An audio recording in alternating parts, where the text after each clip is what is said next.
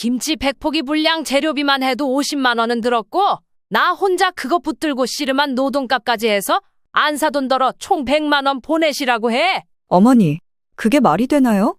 그럴 거면 저희 엄마 아빠도 차라리 김치를 사서 드셨겠죠.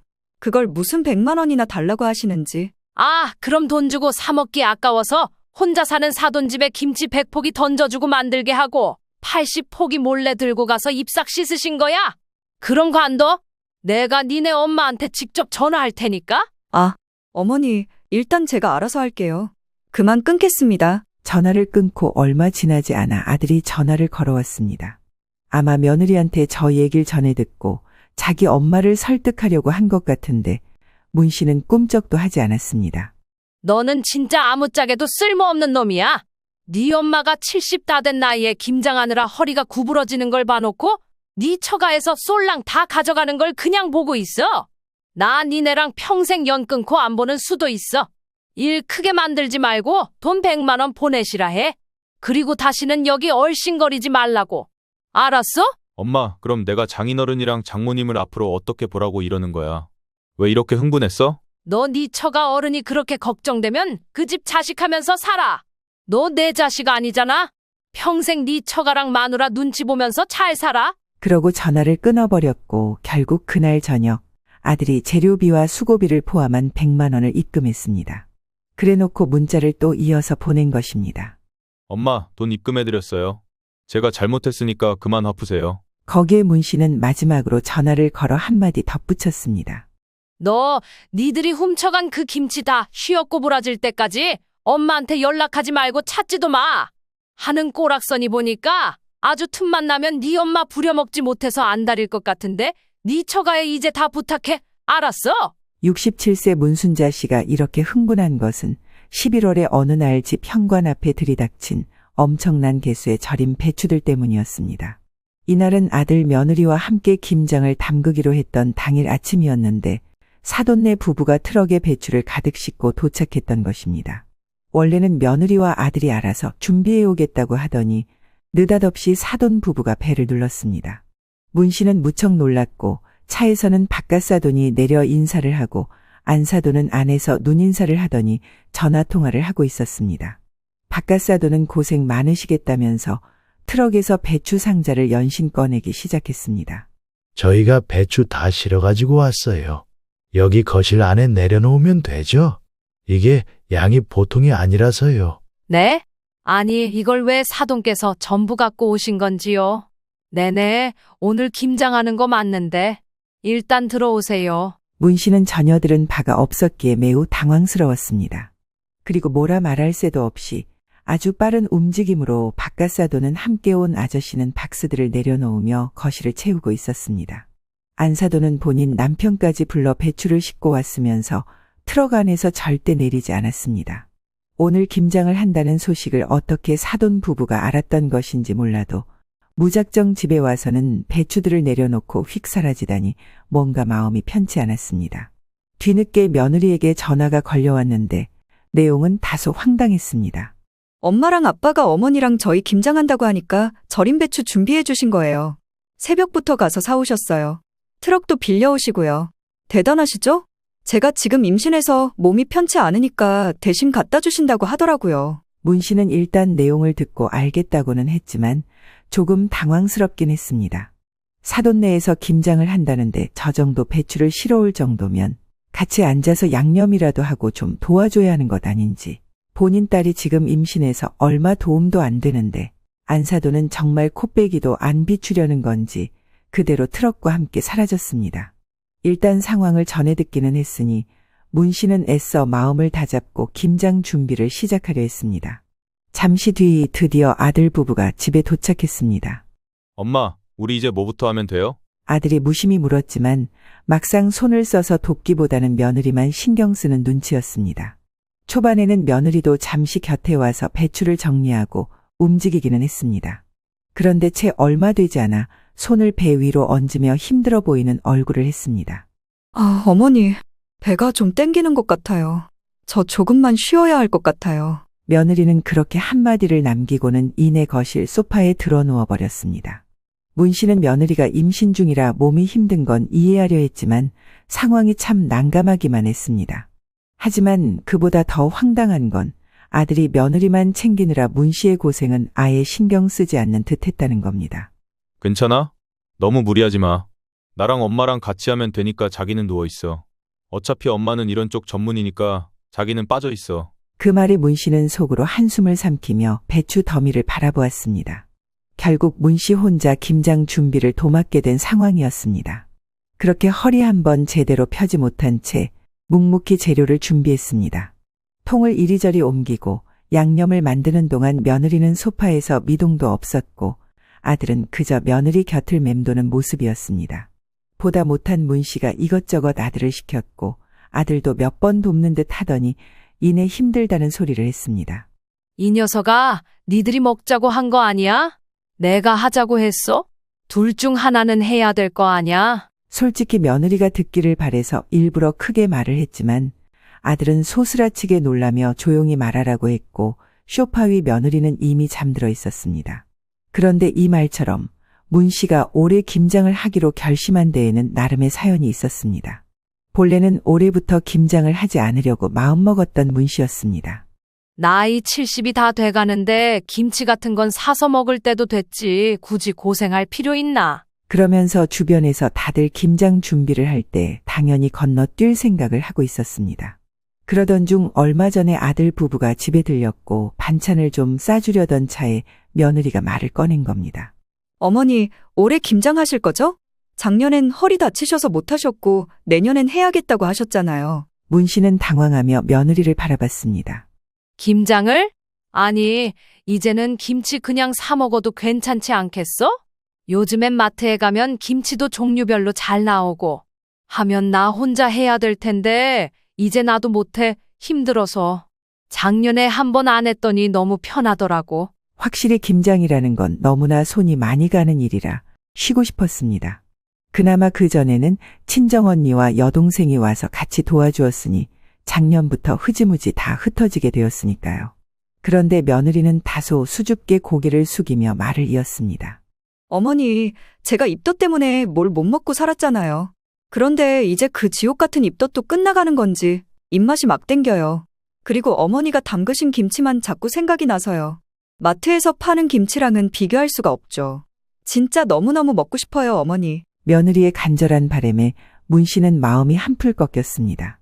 결혼 후 어렵게 아이를 가진 며느리가 입덧까지 심하게 겪었으니 마음이 쓰였습니다. 아이고 참.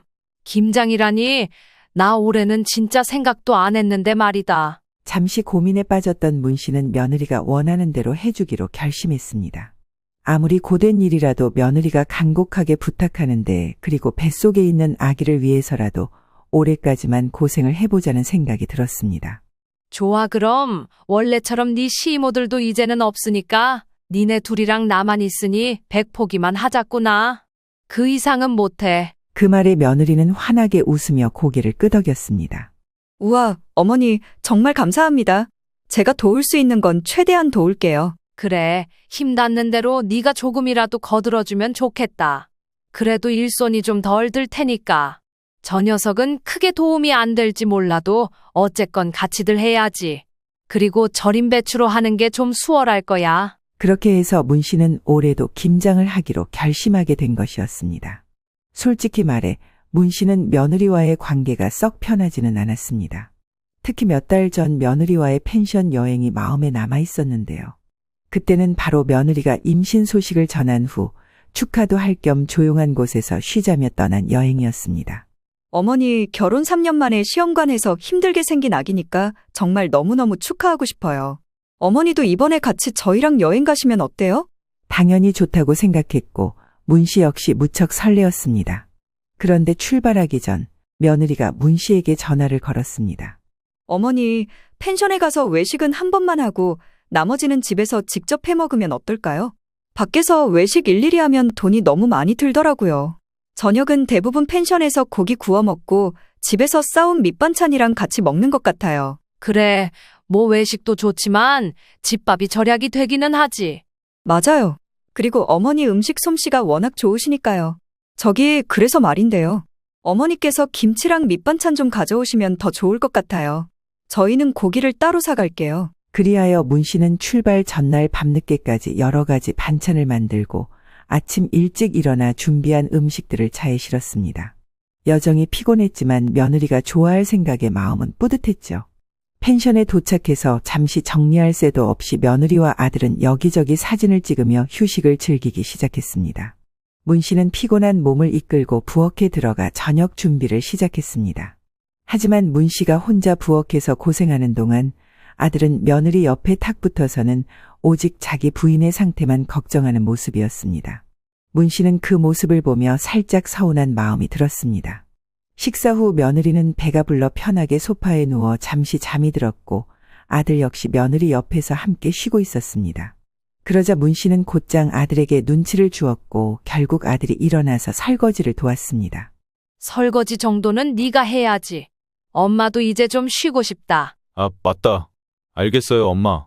미안해요. 그렇게 후다닥 정리를 마친 후 저녁 시간이 지나고 각자 공간으로 돌아가 쉬기로 했습니다. 그러나 그날 밤 문 씨가 잠들기 전 옆방에서 들리는 소리에 깜짝 놀라 귀를 기울이게 되었습니다. 작은 소리로 시작했던 대화가 차츰 격해지며 말다툼으로 변했기 때문입니다.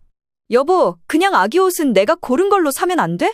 왜 이렇게 자꾸 다 안 된다는 거야? 그러나 아들은 다소 짜증 섞인 말투로 대답했습니다. 아니, 아직 성별도 모르잖아. 무턱대고 애기 옷을 그렇게 일일이 담으면 어떡해. 애기 옷이 이렇게 비쌀 줄 몰랐어, 나는.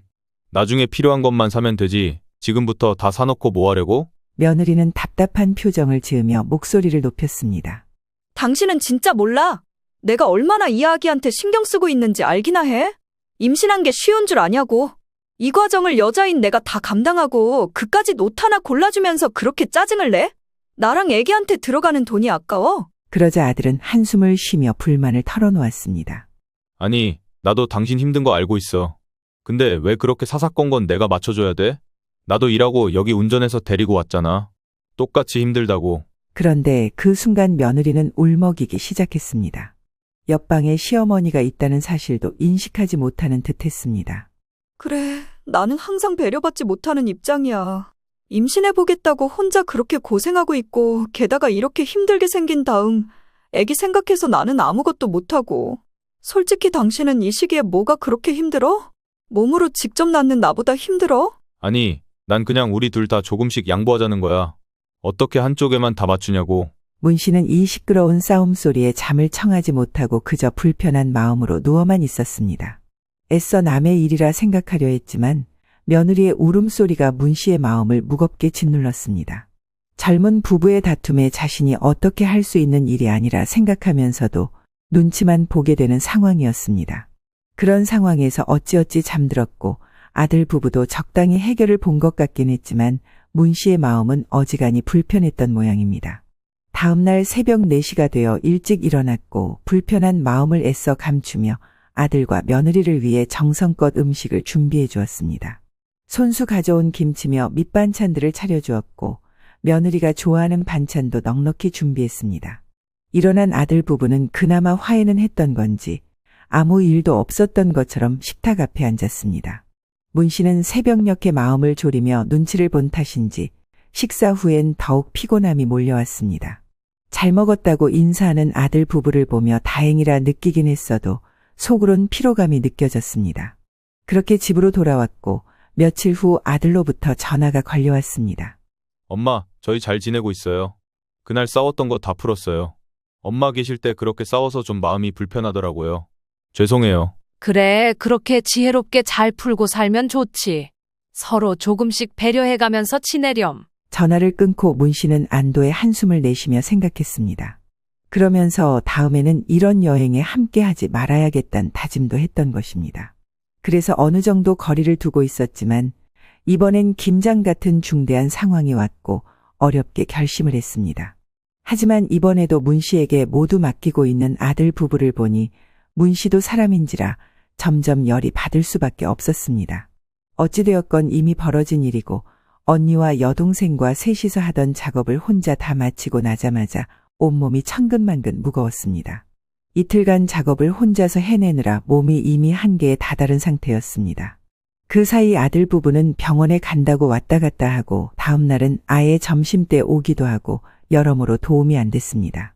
잠깐 안방에 옷을 갈아 입으러 들어간 문 씨는 지친 상태로 침대에 걸터 앉았고 그렇게 조용히 중얼거렸습니다.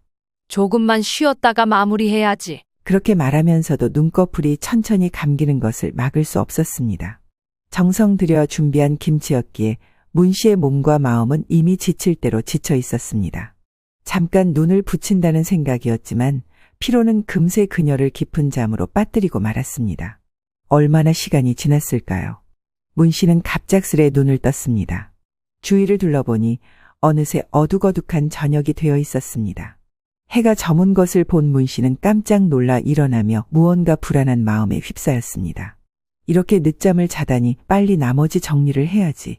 그런데 정신을 차리고 부엌으로 달려간 문 씨는 깜짝 놀랄 수밖에 없었습니다. 아까만 해도 부엌 한가득 쌓여있던 김치통들이 휑하게 사라져 있었기 때문입니다.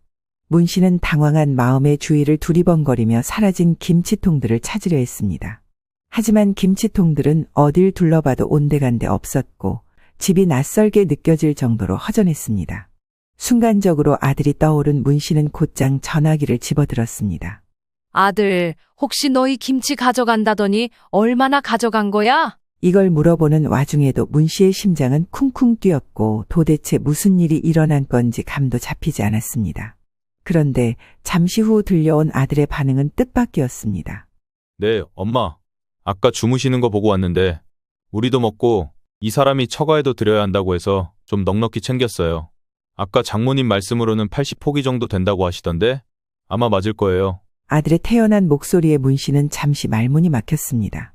고생하며 준비한 김치를 묻지도 않고 그것도 내가 잠든 사이에 80포기나 가져가다니 아직도 꿈에서 깨지 못했나 실감이 나지 않았습니다.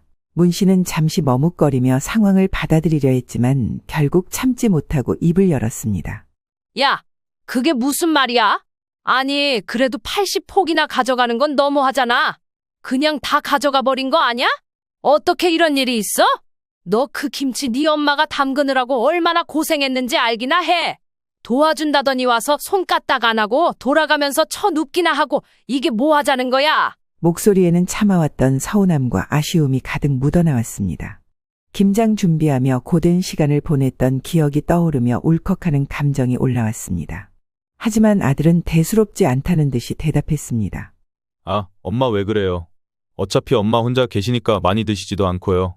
저번에 김장 안 하겠다고 하셨던 게 애초에 김치 얼마 안 드실 거라 그랬던 거 아니에요? 이 녀석아, 너 그걸 말이라고 하냐? 아니, 나는 설명을 하는 거잖아요. 그래서 장인어른이 아까 친구분과 트럭 다시 갖고 오셔서 거기 실어 간 거예요. 여기는 많이 드시거든요. 그리고 어른들이 절인 배추랑 다 전날에 실어다 주셨잖아요. 순간 문 씨의 마음에는 더 큰 분노가 치밀어 올랐습니다. 고생해서 재료 준비하고 양념까지 혼자 손수 버무린 노력을 정말 아무렇지도 않게 무시하는 아들의 태도에 더 화가 치밀었습니다. 문 씨는 더 이상 참지 못하고 격양된 목소리로 외쳤습니다. 얘가 미쳤나 봐. 절인 배추 갖다 놓으면 요술도 아니고 김치가 저절로 만들어지냐 그럼. 그 김치 만든 게 누군데? 그딴 식이면 나도 절인 배추 네 처가에 갖다 주고 만들라고 하면 돼. 문 씨의 목소리는 분노와 서운함으로 떨리고 있었습니다. 그동안 묵묵히 참아왔던 모든 감정이 이 한순간에 폭발하듯 터져나왔습니다. 엄마, 그렇게 예민하게 생각하실 필요는 없잖아요. 저희도 도와드리려고 했는데 그냥 상황이 안 맞았던 거죠. 그래, 너는 그럼 그냥 그렇게 생각하고 살아. 무슨 할 말이 있겠냐? 문 씨는 곧장 전화를 끊어버렸습니다. 마음속에 참아왔던 서운함과 분노가 한꺼번에 치밀어 올랐지만 더 이상 말을 이어갈 힘이 없었습니다. 그간 참아왔던 마음이 북받쳐 오르지만 아들과의 대화에서 더 이상 이해받을 수 없다는 무력감만이 남았습니다. 그런데 다음 날 며느리가 문 씨에게 전화를 걸어왔습니다. 그나마 뒤늦게라도 눈치가 있어 감사 인사를 하려는 것인가 싶었고 그럼에도 여전히 괘씸해하는 마음으로 전화를 받았습니다. 헌데 며느리의 말을 듣고 난 문 씨는 더 기가 막힌 감정이 들었습니다. 어머니, 저희 엄마가 김치를 드셨는데요. 조금 양념이 밍밍한 것 같다고 하시더라고요. 예전 어머니 김치는 좀 더 칼칼했는데 이번엔 조금 싱거운 느낌이라고 하세요. 아마 절인 배추라서 그런 걸까요? 엄마는 이번에 그냥 생배추로 하는 게 더 나았을 것 같다고 하시던데요. 문 씨는 순간 당황스러움과 화가 치밀어 올랐습니다. 어디서 감히 맛평가를 할 일인가 싶어 속이 상했습니다. 이렇게 수고한 김장을 지적할 바에야 차라리 지들이 직접 담갔어야 했다는 생각이 들었습니다. 억지로 감정을 억누르며 문 씨는 며느리에게 차갑게 말했습니다. 그래, 내가 안사돈에게 직접 전화해서 물어볼 테니 너는 그만 끊으렴. 그런데도 며느리는 눈치가 없는 건지 해맑게 네하고 답하며 전화를 끊었습니다. 문 씨는 전화를 놓고 속으로 깊은 한숨을 내쉬며 안사돈과 며느리의 태도에 진절머리가 나기 시작했습니다. 자기 딸을 구슬려서 나를 김장하게 만들고 그렇게 고생해서 담근 김치 80포기를 거의 다 가져가다시피 했으면서도 감사의 인사 한마디 없었습니다. 그러고도 모자라 맛이 싱겁네, 절임 배추라 안 맞네 하며 평가질을 하고 있었던 겁니다. 그걸 또 자기 딸을 통해 전하게 하다니 그 얄밉고도 배은망덕한 태도에 눈앞이 어지러울 지경이었습니다. 며느리도 그렇고 안사돈 그렇고 그냥 정말 그 엄마의 그 딸이란 생각만 들었습니다. 누워서 어떻게든 마음을 가라앉히려 했지만 도저히 속이 풀리지 않았습니다. 집안에 배어있는 강한 김치 양념 냄새와 매캐한 마늘 냄새가 문 씨의 화를 더욱 돋구었습니다. 좋아, 눈에는 눈, 이에는 이다. 김치로 나를 골렸으니 김치로 끝장을 내주마. 매운맛을 보여줘야지. 아니, 삭힌 맛을 보여줘야겠어. 문 씨는 한참의 생각 끝에 안사돈에게 전화를 걸었습니다. 안사돈이 전화를 받자마자 문 씨는 대뜸 말했습니다. 안사돈, 안녕하세요. 김치는 잘 드시고 계신다면서요? 제가 그날 드리려다 못 챙겨드린 게 있어서요. 지금 문 앞에 내놓을 테니까 오늘 중 바깥 사돈이라도 오셔서 가져가시면 좋겠어요. 안사돈은 그저 반가운 듯 아주 천연덕스럽게 말했습니다. 어머, 뭔데요? 저 사돈 음식 너무 좋아하잖아요. 잘 됐네요. 문 씨는 순간 어이가 없었습니다. 80포기나 가져가 놓고도 여전히 미안한 기색 하나 없이 당연히 받아갈 생각만 하는 안사돈의 태도에 화가 치밀었습니다. 문 씨는 주방으로 가 음식들로 상자를 채웠고 현관문 앞에 그것들을 차곡차곡 쌓아두었습니다. 그리고 문 씨는 지친 몸을 풀어주기 위해 찜질방으로 향했습니다. 찜질방에 도착하자마자 따뜻한 온돌 바닥에 몸을 맡기고 찜질을 하며 한껏 피로를 풀었습니다.